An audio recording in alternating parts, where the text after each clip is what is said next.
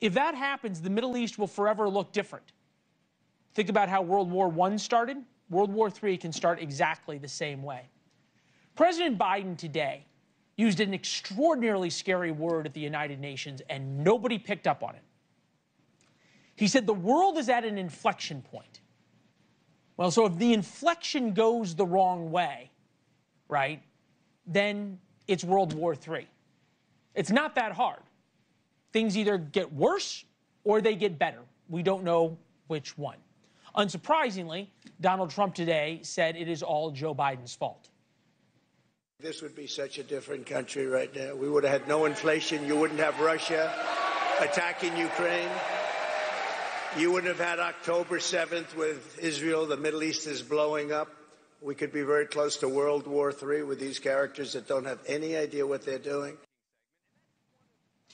By every available measure, the world is a more dangerous place than when Joe Biden took office. That is not a partisan statement. Just go back to September of 2020. Yes, we all had COVID. That existed. We didn't have a war in Ukraine. We didn't have a war in the Middle East that could explode regionally and draw the United States in. We didn't have a strong China-Russia alliance. We didn't have a strong North Korean-Russian alliance. We didn't have the North Koreans bragging that they were going to build more nuclear weapons. None of that existed.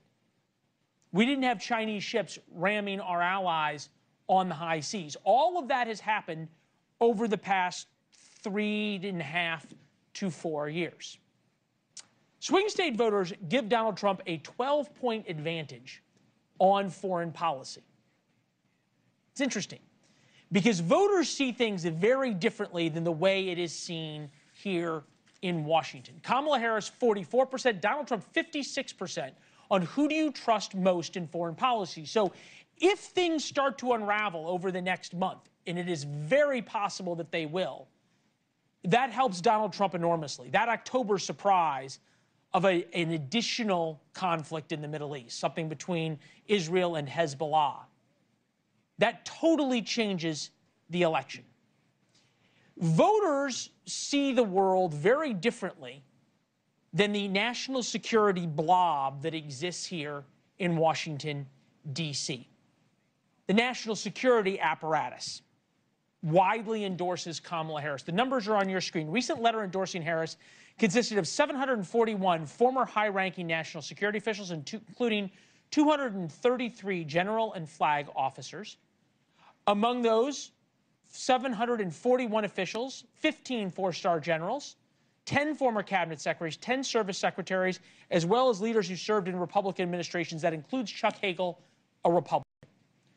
There is a cognitive disconnect about where we are in the world right now, except the agreement is that it is a very, very dangerous world. We start tonight with Hugh Hewitt, premier conservative radio host in America. Talked today on his program, Hugh. I thought it was so interesting about America on autopilot. One thing about radio hosts, they have an innate understanding, as you do, of their audience. Is the audience starting to pay attention to just how dangerous the world is? Certainly our audience that is concerned with Israel, and I do not limit that to Jewish Americans. There are lots of friends of Israel who are not Jewish who view it as our preeminent ally in the world, certainly the equal of any other ally in nuclear power. Those who are concerned with Israel have been paying attention very closely since October 7th. But I'd go back further, Leland. I'd go back to the fall of Afghanistan, followed by the invasion of Ukraine, followed by China threatening Taiwan and the Philippines.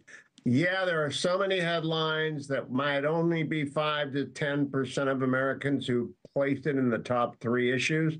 But it's always been a top issue for me and for my audience. And I do think radio audiences tend to dial in more, especially those guys and gals who are driving to the Pentagon early in the morning in the Beltway. And across the United States, folks going to work early tend to be a little bit more serious than those going to work late. That's no hit on you, Leland. You work late, I work early. Well, I would say I do listen to you in the morning as I head to yoga at 6 o'clock in the morning. It's just not heading to work. So where's the cognitive dissonance? And I don't want to get political here. You are, and that's fine. I'm not. But reasonable people can agree the world was a lot safer place under Donald Trump. You could argue causation or correlation, but the world is now a much more dangerous place after 3.5 years of Joe Biden.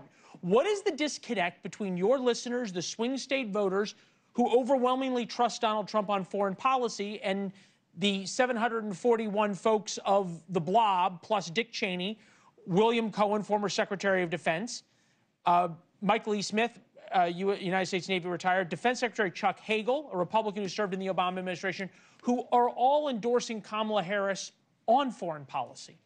I'm glad you asked, Leland. If you add up the number of people who served in a senior national security position under Presidents Trump, Presidents Bush, and the first President Bush, you'd have thousands. So finding 700 to say that they rank as someone like that, I would qualify as executive level too. I did DOJ, I did counterintelligence, I did the White House counsel's office. I would qualify it. I'm supporting Donald Trump, and I know Robert O'Brien and Mike Pompeo and all the guys he had with him. There are a few dissenters.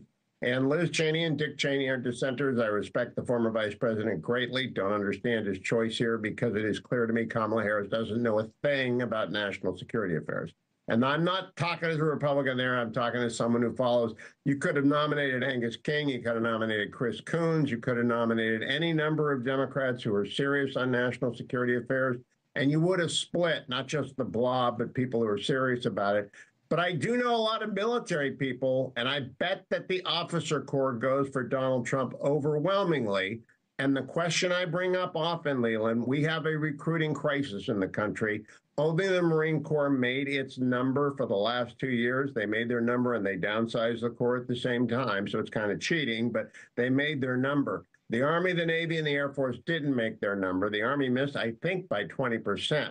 So who's going to fix that recruitment crisis, Kamala Harris or Donald Trump? Thanks for watching. Go to joinnn.com to find NewsNation on your television provider. And don't forget to click the red subscribe button below to get more of NewsNation's fact-driven, unbiased coverage.